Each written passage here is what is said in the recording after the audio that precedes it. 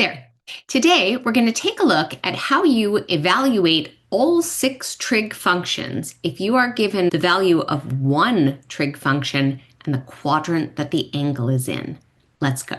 Okay, so our first question says, evaluate all 6 trig functions if the sine of theta is 7 over 11 and theta is between pi over 2 and pi.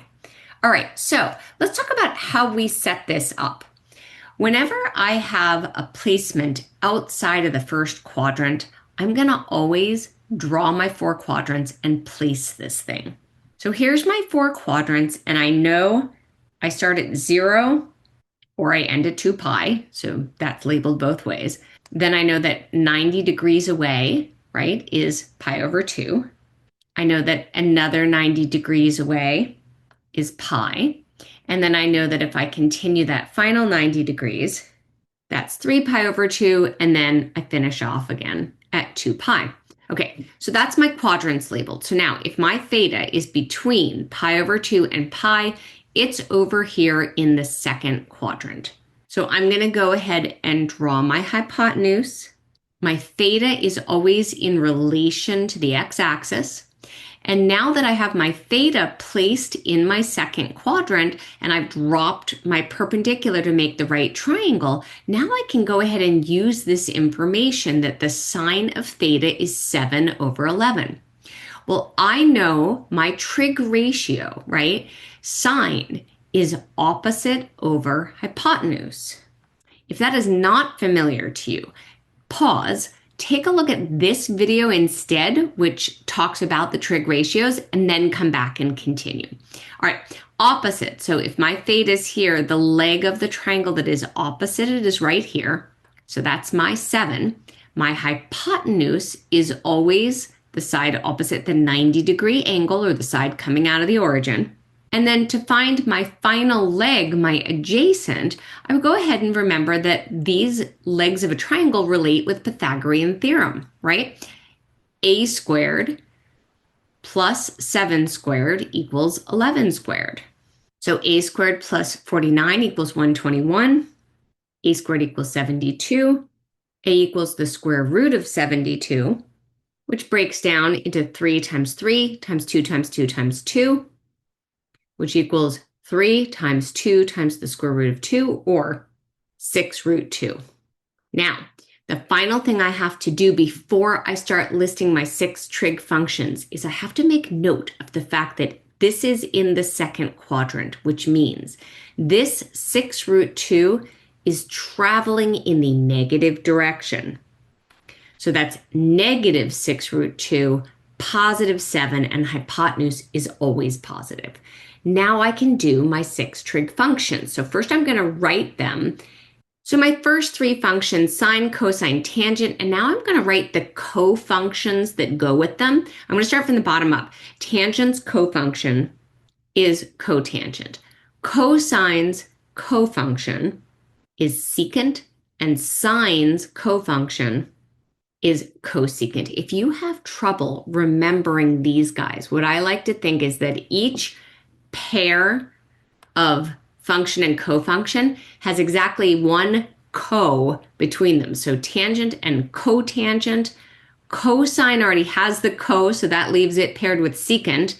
And sine doesn't yet have the co, so that pairs it with cosecant. This is just a mnemonic to remember it. There's no significance to the co. Okay, so sine opposite over hypotenuse, and that's where we started. 7 over 11. Cosine adjacent over hypotenuse, negative 6 root 2 over 11. Tangent opposite over adjacent, 7 over negative 6 root 2. Well, remember, to be mathematically clean, we don't have roots on the bottom, so we're going to multiply top and bottom by the square root of 2.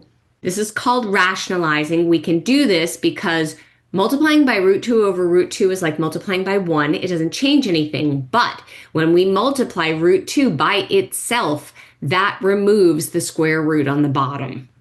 So we get 7 root 2 over negative 6 times 2, or negative 12. Now, for my cofunctions, it's the flip, the inverse. So instead of 7 over 11, I have 11 over 7.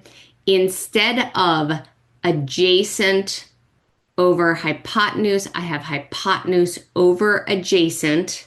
All right, that puts that root 2 on the bottom. Again, how do I get rid of it? Multiply top and bottom by root 2. So I get negative 11 root 2 over 12. And finally, tangent. Instead of opposite over adjacent, I have adjacent over opposite. My root 2's on the top. I don't have to rationalize.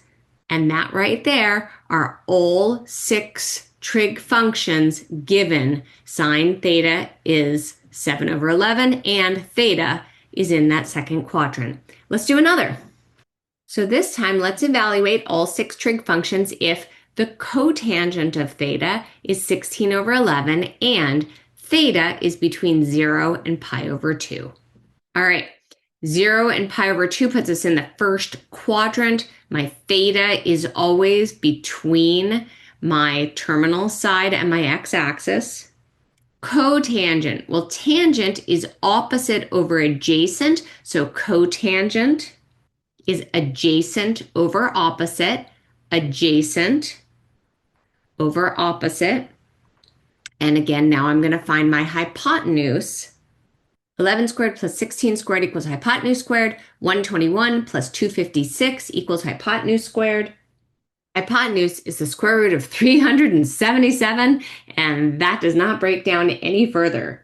That's 2 prime numbers, 13 times 29. Okay, apologies for the ugliness. All right, now let's list our functions and cofunctions. Cotangent, 16 over 11, so tangent will be the inverse of that. Okay, let's do cosecant and secant first because those are going to be hypotenuse over opposite and hypotenuse over adjacent, no rationalization necessary. Okay, and now to find our sine and our cosine, so this is going to be 11 over root 377 or 11 root 377 over 377, and cosine will be the same thing, but 16 over. Ugly, yes. Accurate and exact, yes. Okay, let's do one more. All right, if the cosine of theta is 5/12 and theta is between 3 pi over 2 and 2 pi, what quadrant is that? That is correct, that is the fourth. Okay, so I've labeled my quadrant. I'm going to place my angle. So always, I'm just going to draw a terminal side into that quadrant and connect it via right angle to the x-axis. And then I'm going to place my theta. And again, always, it's in relation to the x-axis. Okay, cosine, adjacent over hypotenuse. And now I find my opposite side. And I'll remember when I place it, right? Fourth quadrant means my adjacent, my y is negative. All right, ugly numbers are people too. A equals the square root of 119.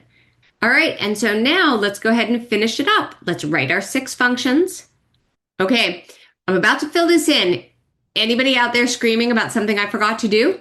Yep, I forgot to put my negative there, so let me do that now before I forget. Okay, fill in your 6 functions, pause the video, then check back in and see if you got the same things I did.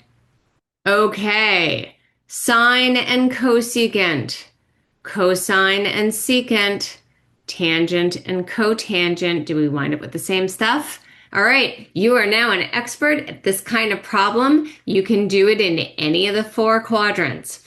And while I have your attention on the 4 quadrants and positives and negatives, let me just remind you of this one little hack. Okay, so we're going the same direction as a unit circle. All students take calculus. This tells you which functions are positive in which quadrant. In the first quadrant, all 6 functions are positive. In the second quadrant, sine and its cofunction cosecant are positive. In the third quadrant, tangent and cotangent are positive, and in the fourth quadrant, cosine and secant are positive. Okay? All right. If you have any questions or problems that you want me to take a whack at a video with, leave them in the comments. Consider subscribing to my channel so you know when I put out a new video. And as always, Keep on mathing.